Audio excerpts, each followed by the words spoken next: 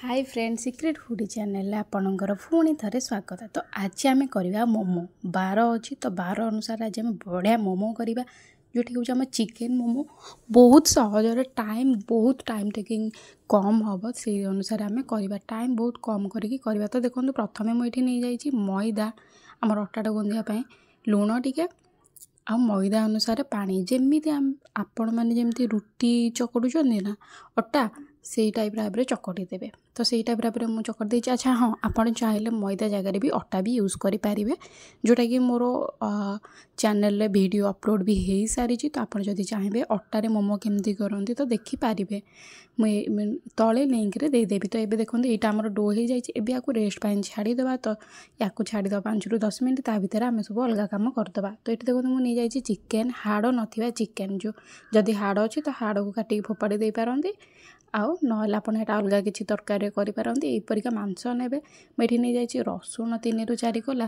कंचा लंका ये मुझे 2टा राग लंका आउ ये नहीं जाइए अदा खंडे पियाज गोटे काटिक ये टाइप भाव में काटिदे 4 फाड़ करदे।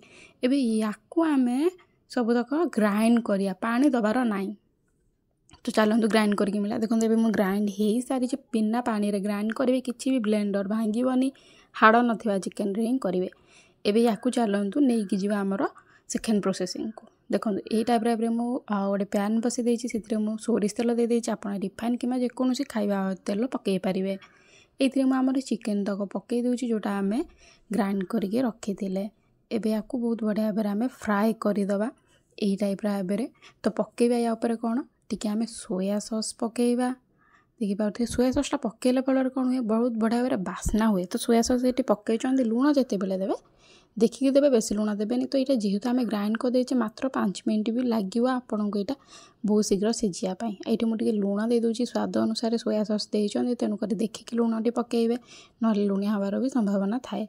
आउ ये देखूँ या आम ये रेडी हो गला आमर 5 मिनट या आम साइड रखीदे। एबे चलते आम जो डो रखी थे डोटा को बहुत बढ़िया भाव बेली दबा जमती आप रुटी बेलती ना से टाइप भाव में पूरा बेल दे माने पूरा पतला नाई कि पूरा मोटा नाई मीडियम टू टे पतला आपको देखई दूची के कौ टाइप ये टाइप देखो मुझे बेल दूची बहुत माने बड़टे मुझे बेल दूची कौन मैंने आमको टाइम भी बहुत कम टाइम करार अच्छे।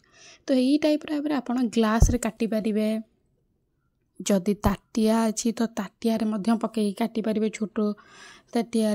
तो यही टाइप भाव आप काटिपारे जदि आप यही टाइप भाव करने को चाहूना तो केमती करेंगे मु पुणी यहीटार यहाँ कर सारापर मुझे देखई दूसरी केमती करेंगे।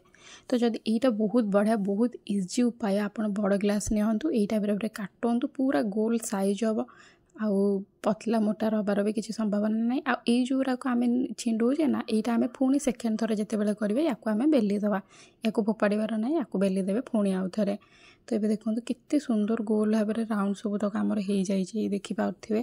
तो ये कौन करेंगे या गोटे नहीं जाए या आम पकईदे चिकेन आम जोटा कर रखी थे ना से चिकेन आम ये पकईदे बहुत सहज फ्रेंड यही टाइप भाव में निहाती भाव ट्राए करूँ बहुत सहज। तो ये देखो मु सब तक देदेठी चिकेन एबे याकू जमी मोमो करते से टाइप भाव में करदे गोटे आंगुठी चापुथे आ गोटे आंगुठी यही टाइप भाव में बुले बुले करुवे हो गला ना बहुत सहज देखिपे मोमो से जमी मार्केट रू आने खाइले जमी हुए ना से टाइप भाव से। तो यहाँ पर आम करदे मुझे नेक्स्ट देखूँ यहाँ देखो मुझे बेलिकी रखीदे आप देखिपे बेलाटा भी तेहड़ा बाहड़ा हो जाए कौन मैंने बेली ही सेमती। तो ये देखो या आम देदे आमर चिकेन स्टफिंग देदे आउ आम ए एमती कर बुलेदे जदि आप बेलुं ना तो आपको गोटे टाइम अधिक रोचे जदि आप डायरेक्ट गोटे बेलिकी काटी दौरान 6-7टी बाहरी पड़ुची तो बहुत बढ़िया भाव में जल्दी टाइम भी आमर हो।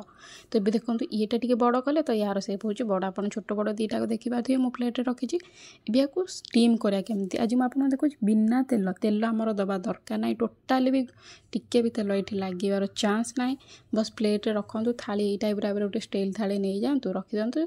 तापर कौन करें मुझे कड़े पानी दे देती जी भितर मु रुटीटा ये आमर बेलुली स्टफिंग ही टाइम भितर मु पानी दे देकी गोटे स्टैंड रखी आ पानीटा 10 मिनट हम गरम छाड़ी देती आप देखिपे पानी फुटुची। तो ये कौन करेंगे 10 मिनट मात्र पकईदे मीडियम फ्लेम रे तो सी सेपटे सीझी था। एबे आम चलते चटनी करवा देखो चटनी प्रथम तो आम ये नहीं जाइए बिलाती आउ ये नहीं जाइए मु अदा काटी नहीं जाइए आउ ये रसुण कोला चोपा छड़े देके ये नहीं जाइए 4 ରୁ 5टी।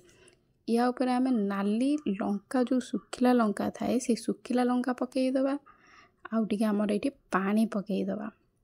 पानी बेसी पकेबे ना अल्प पानी पकेबे। एबे देखो ये हो गलानी आमर या ग्राइंड करदे देखो मुझे बहुत बढ़िया भाव ग्राइंड करदे ये आम रेडी होगी अच्छे। एबे आपको कौन करेंगे सोरिष तेल हो रिफाइन तेल हो जहाँ तेल अच्छे पकई दिंतु टिके गरम हो गला आमर जो ग्राइंड कर रखी पकई दिंतु। ये देखो यही टाइप भाव फुटीज तापर आम पकईदे टी भिनेगार भिनेगार गोटे चामच पकेबे बेसी चामच पकेबे ना टी खट्टा आसापे आम भिनेगारटा पकाऊ था जदि ना आपण पाखे तो टिके लेंबू चिपुड़ी देवे। आ ये देखो मुझे सोया सॉस पकई तो सोया सॉस पकड़े भी तार बहुत बढ़िया भाव बास्नाटा आसता है कलरटा भी चेंज होता है। तो सोया सॉस गोटे चामच पकईदेवे आ ये लुण देदेवे लुण स्वाद अनुसार देवे कमेना सोया सॉस भी लुण थाए आपको बारंबार कही तो लुण देखिकी देवे।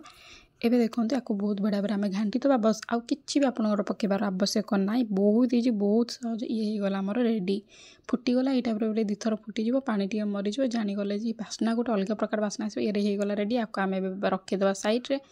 एबे आम चलते आमर मोमो पाखक जावा मोमो देखिया कि हैनी तो या आम टे थाली उठे देखीदे मोमो होनी।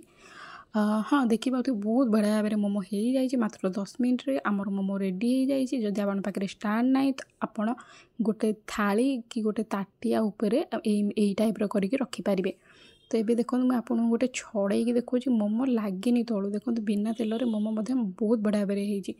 तो ये खायापी रेडी चटनी भी रेडी तो निहाती भाव करूँ रविवार कौन बुधवार कौन शुक्रवार कौन निहाती भाव चिकेन मोमो बनातु यही टाइप बहुत बढ़िया टेस्ट लगी था बहुत टेस्ट आसता है। यार मोमो चटनी को जब आप 10 मिनट कि 15 मिनट रखीदे से एमती तो आमर जो मोमो चटनीटा था बहुत गाढ़ा होता है तो से अनुसार आप करूँ। ये बहुत राग थाए तो ये खायापी बहुत बढ़िया भाव टेस्ट लगी था। तो ये टाइप भाव मोमो आप देखिपारे एत बढ़िया भाव मस्त हो तो खातु पिंतु एंजॉय करूँ आपण सांग मान सहित सेयार करूँ।